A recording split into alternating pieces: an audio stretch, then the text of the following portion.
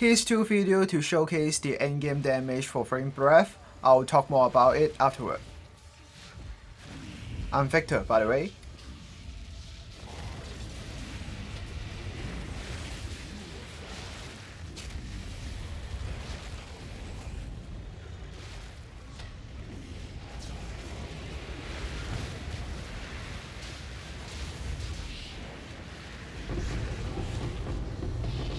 Let's start with the gem description. This skill is kind of designed as a Ignite skill. You can also do a non-Ignite version, but I'm going to talk a bit more about Ignite in this video, and also provide you with some tips and tricks to build around the skill. The most important line from the gem description is that the Ignite from single use of this skill compound. What it means is that, if I remember it right, for the first time in POE history, you can now stack your Ignite just like how you would stack your poison. This skill is a fast attacking skill. You can easily get over 10 attack per second with this skill. Within a single use of this skill, a single channeling of this skill, your new attack will consume the Ignite from the old attack to reapply a bigger Ignite on the enemy. For example, if you are doing 10 attack per second, then you are actually reapplying 10 ignites on the enemy. If you decided to use a Fire Flower with this skill, you have to be cautious because you are actually igniting an enemy for 10 times within a single second, within a single cast. That means you will take 10 times the damage from Fire Flower. Another very unique but not that important description of the skill is actually related to the empowering of the skill. You can consume Power Charge to empower the attack. That can lower the rage cost of the skill and also provide you with some damage as extra lightning. That's 2 reasons why I would say that the empowering feature of the skill is actually useless. This is an Ignite skill, and Ignite cannot benefit from the extra lightning damage.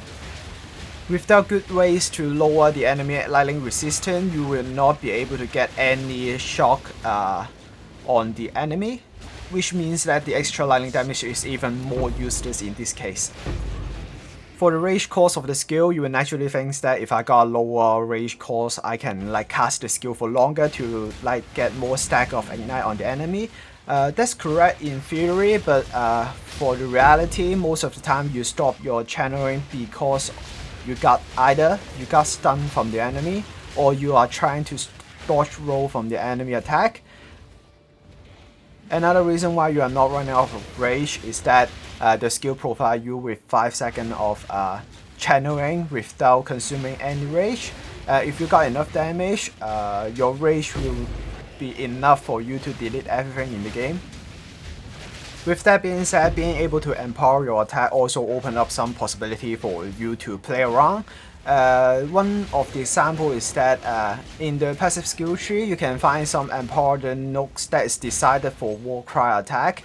They empower their attack with Warcry, but based on the description, your Flame Breath is also counted as an empowered attack.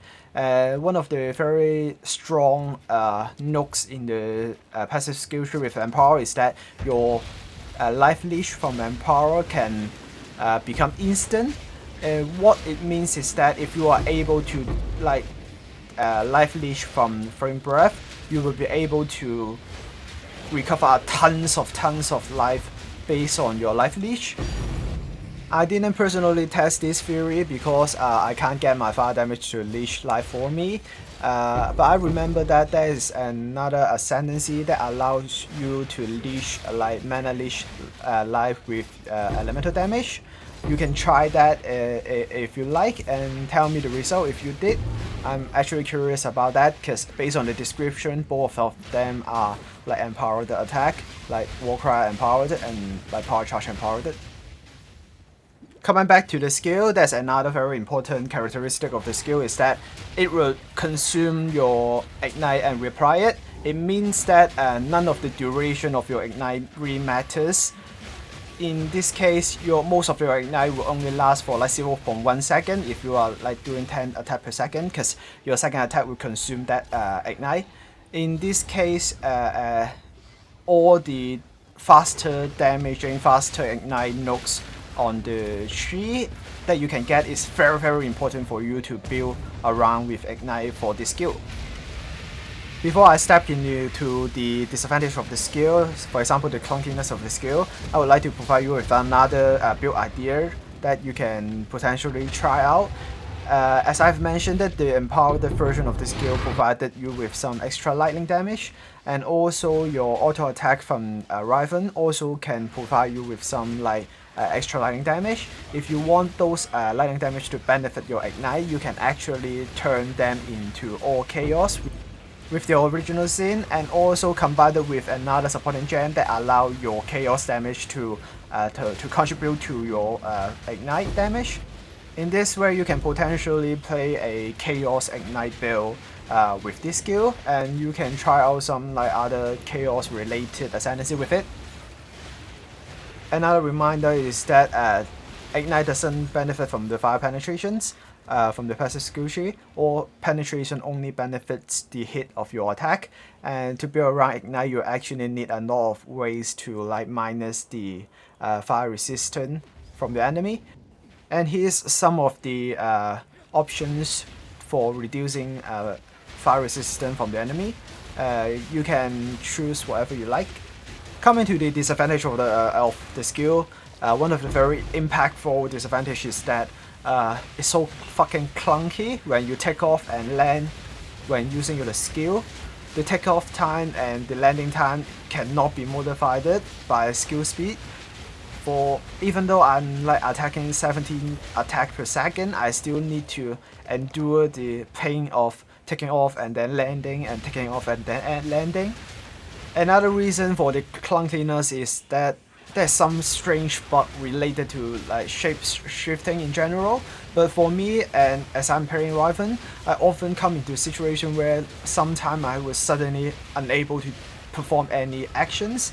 It may be related to being stunned, but for most of the time when I got this situation occur, I cannot do anything. I can't even dodge roll. I have to log out and then log in to perform my next actions, and it's actually very annoying. And one of the characteristics when you play this build. Another big disadvantage of the skill is coming from the boss grace period that GGG added in 0.4. In the first few seconds of the boss fight, I actually don't know the duration because they did not reveal that. The boss will get a tons of damage reductions, and this actually very impactful to our skill, because we are a channeling skill that build up our damage. Those first few seconds of a huge damage reduction greatly affects our ability to one-shot the boss. For most of the time, if you really want to one-shot the boss, it's actually better for you to wait for at least 4 seconds, 3 to 4 seconds into the fight, and then channel your skill. But in that situation, you are more likely to get stunned by the boss and interrupt your casting of the skill. So this is one of the quite impactful disadvantage of the skill.